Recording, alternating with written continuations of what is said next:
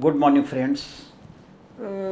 आजकल हर competitive exams में अभिक्षमता परीक्षण का एक पेपर ज़रूर होता है और इसमें आपके तर्क बुद्धि का प्रयोग जो है देखा जाता है, कितनी क्षमता है आपकी। तो हर चाहे एसएससी का एग्ज़ाम हो, चाहे रेलवे का एग्ज़ाम हो, चाहे बैंक पीओ का हो, सब में ये अभिक्षमता परीक्षण का एक पेपर ज़रूर रहता है। अभी जैसे आजकल बीएड एंट्रेंस एग्ज़ाम का चल रहा है, अभी हमने अपने पुराने वीडियो में बताया था आपको कि 50 क्वेश्चन आएंगे अभिक्षमता परीक्षण के। 2 नंबर का एक प्रश्न होगा, 100 नंबर के हो गए। अगर आप एक गलत करिएगा तो 1/3 नंबर, मतलब 3 अगर गलत हो गए क्वेश्चन तो 1 नंबर आपका कट जाएगा। ठीक है, तो अभिक्षमता परीक्षण में सबसे पहला चैप्टर है वर्गीकरण परीक्षण। क्या होता है वर्गीकरण परीक्षण, हम यहाँ से आपको शुरू करेंगे। वर्गीकरण परीक्षण, वर्गीकरण से हमारा अभिप्राय क्या है, इसको हम आपको बता रहे हैं। पहले देखिए कि वर्गीकरण से हमारा अभिप्राय किन्हीं वस्तुओं, संख्याओं, शब्दों या अक्षरों के समूह में से किसी एक वस्तु, संख्या, शब्द या अक्षर को उनके सामान्य गुणों के आधार पर वर्गीकृत करने से है। कोई संख्या है, कोई शब्द है। जैसे शब्द है, आपको 4 ऑप्शंस दे दिए गए। आप देखेंगे कि 3 शब्द ऐसे होंगे जो कि उनमें एक समानता होगी, चौथा ऐसा होगा जिसमें असमानता होगी, वही आपका आंसर हो जाएगा। इसी तरह कोई संख्या होगी, 4 संख्या दे दी गई, 4 संख्या में 3 संख्याओं में समानता होगी, एक संख्या असमान होगा, वही आपका आंसर हो जाएगा। तो इसी तरह जैसे वर्णमाला में है तो हम आपको अलग अलग एक एक बताएंगे। जैसे पहला है शब्द आधारित वर्गीकरण परीक्षण, और दूसरा है वर्णमाला आधारित वर्गीकरण परीक्षण, तीसरा है संख्या आधारित वर्गीकरण परीक्षण। पहला हम आपको बताने चल रहे हैं कि शब्द आधारित वर्गीकरण परीक्षण। शब्द आधारित वर्गीकरण परीक्षण, इस प्रकार के परीक्षण में प्रतियोगियों को 4 शब्द देकर उनके आपसी संबंधों के विषय पर प्रश्न पूछे जाते हैं, जिनमें एक शब्द ऐसा है जो अन्य तीनों से भिन्न है। ध्यान रखिएगा, 4 ऑप्शंस आपको दिए गए, 4 शब्द दे दिए गए हैं, 3 में समानता होगी, एक असमान होगा, वही आपका उत्तर होगा जो असमान होगा। मतलब वर्गीकरण हुआ, जिन तीनों में समानता है वो वर्गीकृत होकर एक हो गए और जो असमान है वो अलग हो गया। अब मैं आपको एक उदाहरण देता हूं इसका, शब्दों के, शब्द आधारित वर्गीकरण परीक्षण का एक उदाहरण आप देखिए। पहला है, जैसे 4 शब्द आपको दिए गए हैं। ए लिखा है लेक, बी लिखा है पॉन्ड, सी लिखा है पूल, डी लिखा है बुक। इन 4 में से एक ऐसा है शब्द जो कि असमान है उन तीनों से। अब आप बताइए इसमें क्या है, समझिए जरा इसको। पहला है लेक, दूसरा है पॉन्ड, तीसरा है पूल, चौथा है बुक। लेक पानी है, पॉन्ड में भी पानी है, पूल में भी पानी है, बुक पानी से रिलेटेड नहीं है। इट मीन्स 3 में समानता हो गई। देखिए 3 शब्दों में समानता हो गई, लेक, पॉन्ड और पूल में, लेकिन बुक जो है वो अलग हो गया। ये आपका पहला एग्जाम्पल शब्द आधारित पर। इसी तरह देखिए, मैं आपको एक शब्द आधारित हो गया, अब मैं दूसरा आपको बताता हूं। दूसरा है संख्या आधारित वर्गीकरण परीक्षण, संख्या श्रेणी आधारित वर्गीकरण परीक्षण। इस प्रकार के परीक्षण में प्रतियोगियों को संख्या के 4 विकल्प के रूप में एक संख्या श्रेणी दी जाती है। 4 संख्याएं आपको दे दी जाएंगी, उनमें आपस में 3 में कोई न कोई समानता होगी, चौथा कैसा होगा, असमान होगा।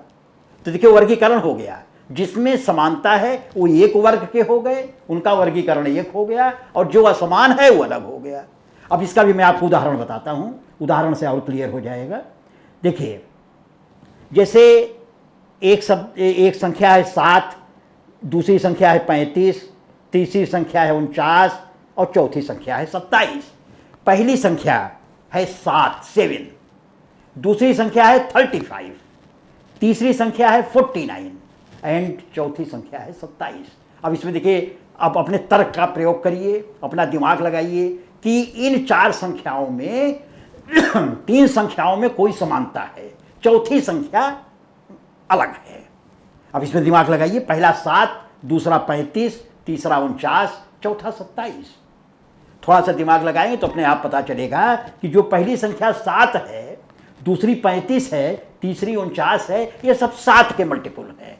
7 1 7, 7 5 35, 7 7 49, मतलब ये जो है 7 के से डिवाइड हो जा रहे हैं। और चौथी संख्या कौन सी है? 27। This is not dividable by 7। तो 27, 7, 35 और 49 ये तो क्लासिफिकेशन में एक वर्ग में आ गए। 27 जो है दूसरे, वो असमान है, वो 7 से नहीं डिवाइड हो रहा है, इसलिए वो दूसरे में आ गया। ठीक, अब ये हो गया संख्या आधारित।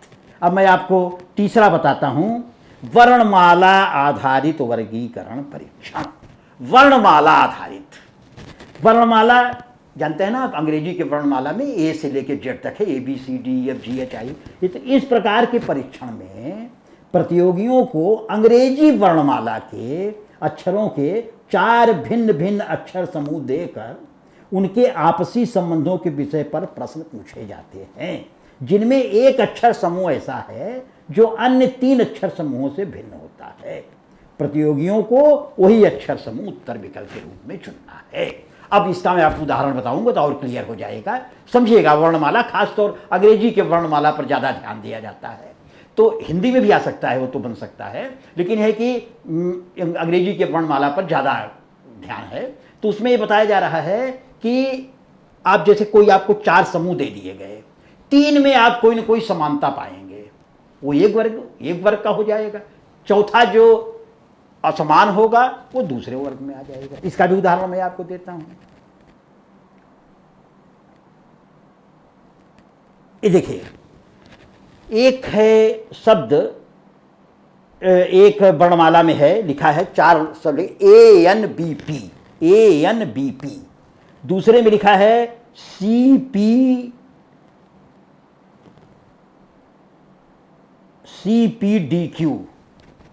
CPDQ, और तीसरा है FSGT, और चौथा है IVJW।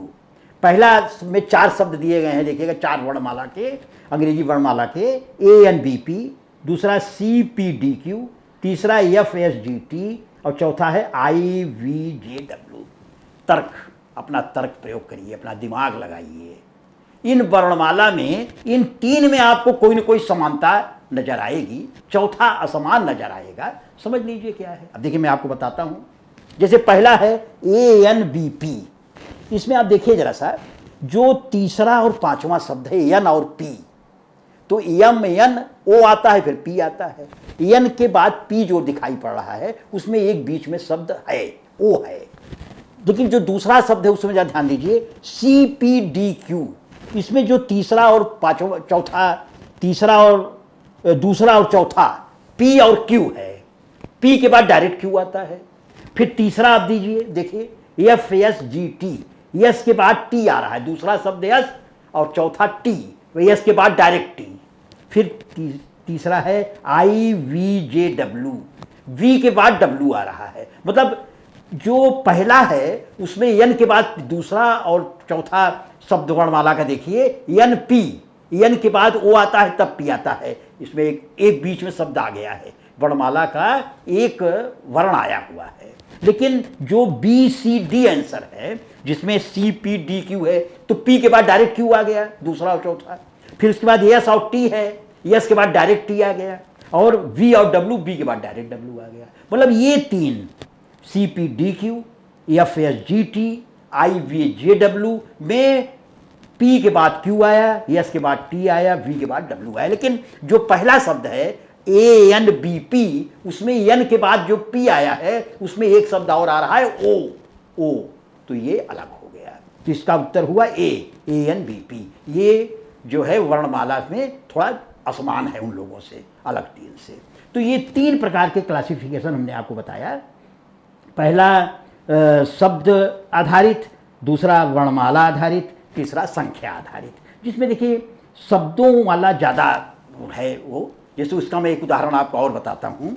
जैसे है प्लेटो, एक है प्लेटो, स्टार, माउंटेन और है डी फॉरेस्ट। तो देखिए इसमें प्लेटो, स्टार, माउंटेन ये पहाड़ी से रिलेटेड शब्द हैं।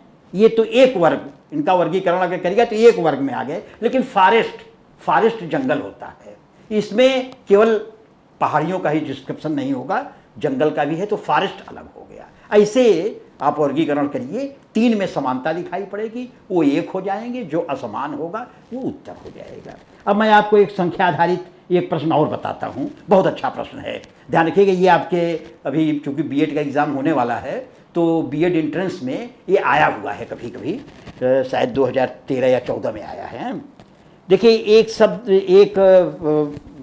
क्या कहते हैं, संख्या युग्म है 5315 और बी में लिखा है 6424, फिर लिखा है 8270, फिर लिखा है 2714।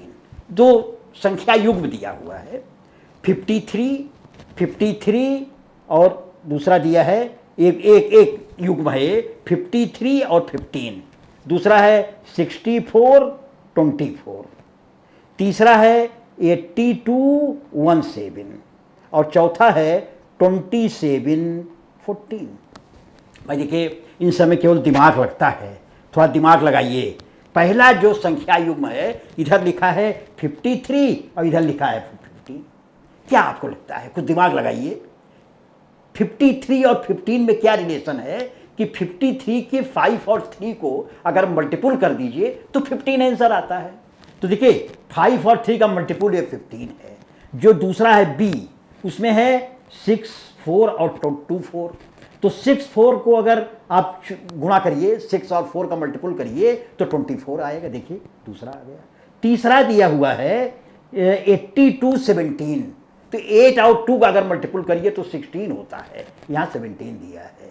और चौथा है 27 और 14, 2714, इसमें भी देखिए 2 और 7 का मल्टीपुल करिए तो 14 हो गया। तो पहले जो शब्द दिया, पहला जो संख्या दी हुई है, उनको अगर आप मल्टीप्लाई कर दीजिए तो दूसरा जो युग्म दिया हुआ है वही उत्तर आता है। तो केवल एक सी ऐसा है जिसमें ऐसा नहीं आता, तो सी जो है वो अलग हो गया। तो ये देखिए संख्या का वो है, ये आपका सी आंसर हुआ इसमें। तो ये पहला शब्द आधारित वर्गीकरण, दूसरा संख्या आधारित वर्गीकरण, चौथा वर्णमाला आधारित वर्गीकरण। हमारी समझ में उदाहरण से काफ़ी कुछ क्लियर हो गया होगा। अब मैं आपको, चूंकि बीएड का एंट्रेंस एग्जाम होने वाला है, इसलिए जो बीएड में आया हुआ है प्रश्न वो मैं आपको करा देना चाहता हूं, 2-4 और। अब देखिए इसमें प्रश्न, ये आपका यूपी बीएड में 2014 में आया हुआ है कि प्रश्न संख्या 1 से 6 तक हम आपको दे रहे हैं, जिसमें नीचे दिए 4 विकल्पों में से उस विकल्प को चुनिए जो अन्य 3 से भिन्न है। जैसे देखिए पहला दे रहा है ये तालाब झील, दूसरा दे रहा है पिस्तौल बंदूक, तीसरा दे रहा है कार बस, चौथा दे रहा है चर्च स्मारक। तो अब इन शब्द युग्मों में आप देखिए किसमें क्या समानता है। जैसे तालाब और झील में समानता है, पिस्तौल और बंदूक में समानता है, दोनों का एक ही यू है। कार और बस में समानता है, जैसा कार का वो है वैसे बस का, दोनों वाहन हैं। तालाब और झील में भी देखिए आप देख रहे हैं वो है, तालाब में भी पानी होता है, झील में भी पानी होता है। पिस्तौल और बंदूक में, पिस्तौल भी गोली चलाने काम आती है, बंदूक भी होती है। कार और बस दोनों वाहन है, कार भी वाहन के रूप में प्रयोग किया जाता है, बस भी है। लेकिन चौथा है चर्च और स्मारक। चर्च और स्मारक के बीच कोई रिलेशन नहीं है। तो इसलिए ये 3 जो आपके तालाब, झील, पिस्तौल, बंदूक, कार, बस, ये तो एक में। अब वर्गीकरण में मैं फिर देखता हूँ दूसरा प्रश्न है कि ए है मकान, दूसरा है अपार्टमेंट, ये है भवन, ये है संस्था। तो देखिए 3 जो है मकान, अपार्टमेंट, भवन, संस्था, इसमें फिर आपको दिमाग लगाना है कि मकान अपार्टमेंट और भवन, ये तीनों आदमी के रहने का व्यवस्था होती है यहाँ पे। लेकिन संस्था जो है वो अलग है, संस्था अलग है। मकान, अपार्टमेंट, भवन, ये इन तीनों का वर्गीकरण एक हो गया और संस्था का अलग हो गया, तो इसमें संस्था उत्तर होगा। अब मैं फिर आपको शब्दों संख्या का वो बताता हूँ। जैसे एक संख्या है 13, दूसरा है 21, तीसरा है 15, चौथा है 33। देखिए 4 संख्याएं आपको दी हैं। पहला दिया है 13, दूसरा दिया है 21, तीसरा दिया है 15, फिर लास्ट दिया है 33। ए है 13, बी है 21, सी है 15, डी है 33। अब इसमें दिमाग लगाइए, 13, 21, 15, 33। जिसमें देखिए आप बी 21 है, सी 15 है, डी 33 है। ये तीनों जो है भाज्य संख्याएं हैं, किसी न किसी से कट जाएंगी। जैसे 21 जो है 3 से कट जाएगा, 7 से कट जाएगा, 15 जो है 5 से कट जाएगा, 3 से कट जाएगा, 33 भी 3 से कट जाएगा, 11 से कट जाएगा। मतलब ये किसी न किसी से भाज्य हो जा रही हैं। लेकिन 13 एक ऐसी संख्या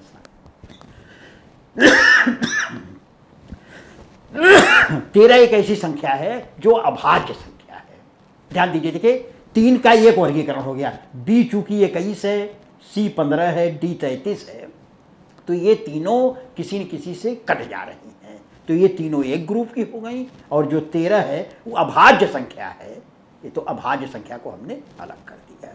ये अब 1 2 वर्णमाला वाली आधारित, और इसकी मैं आपको दे देता हूँ करने के लिए आपको, उसको आप खुद करिए, फिर अगले वीडियो में हम आपको बताएंगे कि इसमें क्या मतलब हो। जैसे एक प्रश्न है कि QRTU DWX STJK KIJL, इसमें कौन सा, अब 3 एक वर्ग के हैं, एक अलग है, कौन अलग है उसको बताइए, नहीं तो अगले वीडियो में मैं आपको इसको फिर समझाऊंगा। इसी तरह अब मैं आज आपको केवल वर्णमाला वाला क्वेश्चन दे रहा हूँ। दूसरा है ZYWB UTSR QPON ML KJ, इनमें कौन सा जो है अलग है, कौन सा उत्तर सही है, इसको दीजिए। एक संख्या का भी आधारित एक ले लीजिए, एक संख्या आधारित पर एक प्रश्न कि 15, 63, 82, 24, इनमें कौन सा, ये 3 एक वर्गीकरण के होंगे, 3 एक वर्ग के होंगे, एक अलग होगा, कौन सा उत्तर होगा। तो ये 2 प्रश्न आप देखिए, फिर अगले में मैं आपको इसको कराऊंगा। और बीएड का जो प्रश्न और आया होगा उसको चुन के लाता हूँ। बीएड में क्योंकि बीएड का एंट्रेंस जल्दी होने वाला है, तो हम सोचते हैं कि बीएड के क्वेश्चन जो आए हुए हैं वो 2-3 साल के हम आपको अगले वीडियो में फिर करा देंगे। Thank you.